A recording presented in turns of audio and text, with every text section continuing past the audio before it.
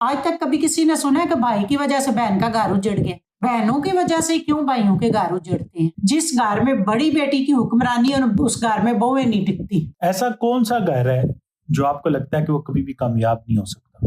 مطلب آپ اس کو دیکھ کے بولیں کہ بھائی یہ ریلیشن شپس کا اس گھر میں کامیاب ہونا ناممکن سی بات ہے۔ رشتوں کے لحاظ سے جو ہے نا، جس گھر کی بڑی بیٹیاں بیاہی ہوئی کی حکمرانی ہونا، فیصلے آ کے بڑی بیٹی کرے نا، اس گھر کے بہووں کا کوئی مستقبل نہیں، اس گھر کبھی بہویں کامیاب نہیں ہو سکتی۔ وہ جتنی مرضی کوشش کر لیں، جو مرضی بھی کر لیں نا، وہ بہویں نہیں اپنی جگہ بنا سکتی، کیونکہ اس گھر میں چلتی بیٹی کی ہے۔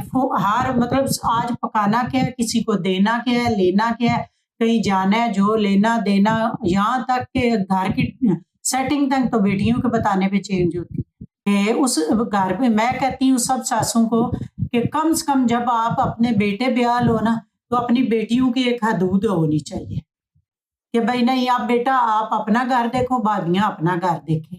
لیکن اگر وہ کیا کرتی ہے، وہ اپنے گھر میں بھی چیئرمین ہے اور الٹا سسرال میکے میں بھی چیئرمین ہے، اپنا میاں بھی قابو کیا ہوا ہے اور اپنی نندوں کو ایسے ناچ نچا رہی ہے اور ادھر بھابیوں کو ناچ نچا رہی ہیں۔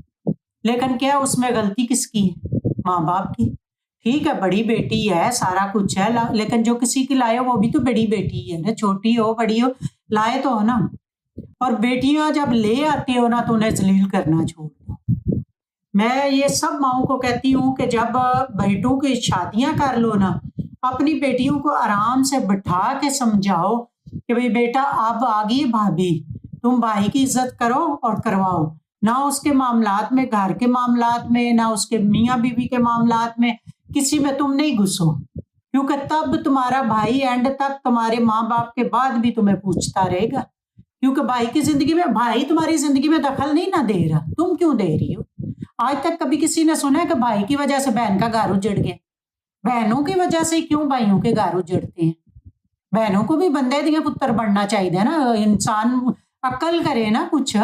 یہ تو نہیں ہے کہ اب لوگوں کی بیٹیوں کو ذلیل کرتے رہو لا کے، نہیں بھائی، اپنے بیٹوں کو، اپنی بیٹیوں کو شادی سے پہلے جس ماں کے بیٹے کی شادی ہے، اپنے بچوں کو بٹھا کے ان کو سمجھائے۔ یہ ماں کا کام ہے بیٹیوں کو، بیٹوں کو سمجھانا، اور بیٹوں کو بھی سمجھائے جو معاملات ہیں تم اپنے کمرے تک رکھو میاں بیوی کے، گھر میں بیٹھ کے ڈائننگ ٹیبل پہ حل نہیں کرو، ابے کے سامنے، اماں کے سامنے، بہنوں کے سامنے، یہ کرتی ہے وہ کرتی، جو کچھ بھی ہے تمہاری بیوی ہے، تم ڈیل کرو۔